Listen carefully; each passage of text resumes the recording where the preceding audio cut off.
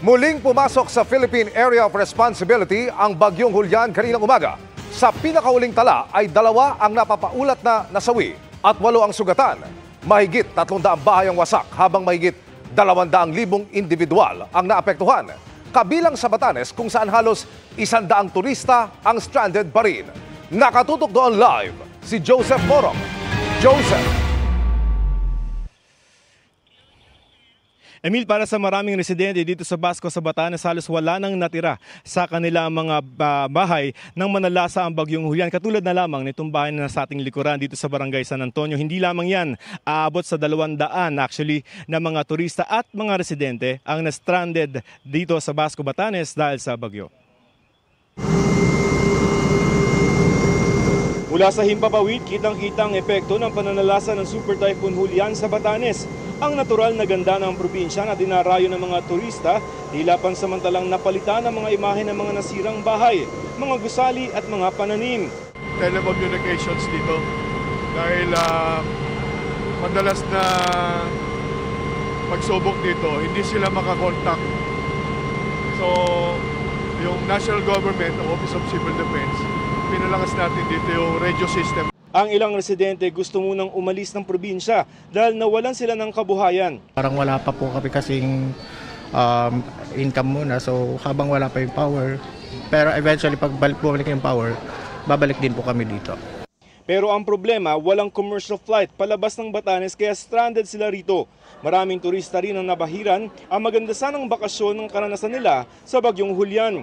Lampas 1 linggo na silang stranded sa Basco. Si Jennifer na galing pang Amerika at nagbabakasyon lamang 5 beses nang nakansela ang biyahe. Nakikita ko talaga na umiikap yung hangin, nililipad yung mga kugon sa bubong. So, of course, that's my first time to experience that. Signal number 4. Pero sa kabila ng pagtitiis, nakahanap sila ng katuwang sa mga kapwa nila stranded na mga pasahero. Ang grupong ito, aakalain mong matagal na magkakabarkada pero dito lamang nagkakakilala. Si Gerald galing pang Cagayan de Oro at nakalib lamang sa trabaho. Baka mapalitan na ako, under HR po ako. Mabuti at ngayong araw may dumating na C-130 dahil nagdala ang Office of Civil Defense at DSWD ng mga relief goods at tubig na kinakailangan ng mga residente. Yung gusto pong sumakay, lalo na yung mga turista na priority natin, kung gusto niyo pong sumakay hanggang Lawag City lang po. Sa abot 200 residente at turista na stranded, 70 ang naunang nakasakay sa C-130 paalis ng Batanes. Yung ilang mga turista na na-stranded dito sa Basco sa Batanes, na dahil dun sa Bagyong Julian ay nakasakay na dito sa C-130 ng pamahalaan. At ito ay hindi muna dediretso ng Maynila, kundi sa Lawag muna at doon na muna sila maghahanap ng mga biyahe pa uwi sa kanilang mga probinsya. Meron din naman na iwan pa ng mga turista dito sa Batanes na nag-aabang pa rin ng masasakyan.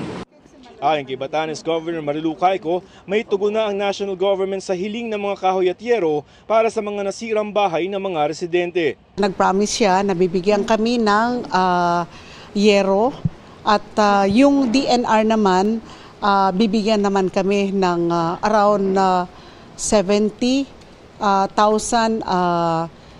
board feet na kahoy na manggagaling sa may Region 2. Yun lang ay makakasolve ng problema nung nasira mga bahay, yung totally and partially damaged na bahay. Libre po.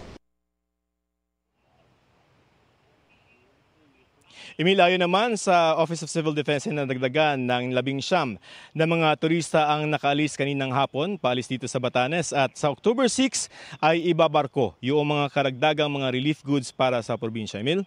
Joseph, kailan ang susunod na biyahe ng C-130 ng DSWD at OCD para sa mga turista at residenteng gustong makaalis ng Batanes? May ibibigay bang special flight para sa kanila? Bukas kasi may mahalagang mangyayari dito sa probinsya, so malamang ay hindi muna prioridad yung pagpapauwi dun sa mga residente, sa mga turista at residente. Pero ang mga natitira na lamang dito naman, Emil, ay yung mga lokal na mga residents. So mga taga rito rin naman yan na gusto lang magbaka sakaling pumunta sa Maynila. Maaaring ang kasunod na schedule ay sa Sabado para dito sa mga residente na gustong pumunta sa Maynila o sa ibang bahagi ng bansa bukod dito sa Batanes, Emil. Joseph, kaugnay naman sa mga residenteng naapektuhan ng bagyo, may impormasyon ba kung kailan nila matatanggap yung mga materyales na yero at kahoy? Kamusta naman ang supply ng pagkain at malinis na tubig pati?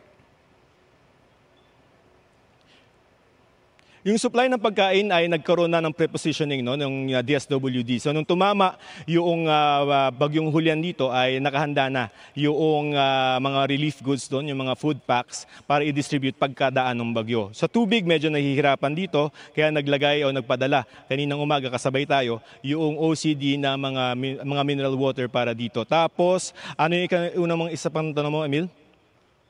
Abay, tungkol ito, Joseph, sa yung mga yero at supply ng pagkain at malinis na tubig.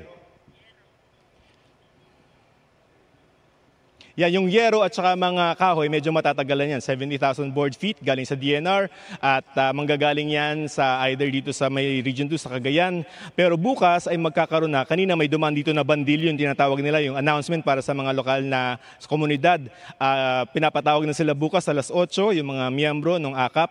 At bibigyan sila ng 10 kilong bigas at mga ayuda. At nakahanda na yon para sa kanila bukas, Emil. Maraming salamat, Joseph Morong.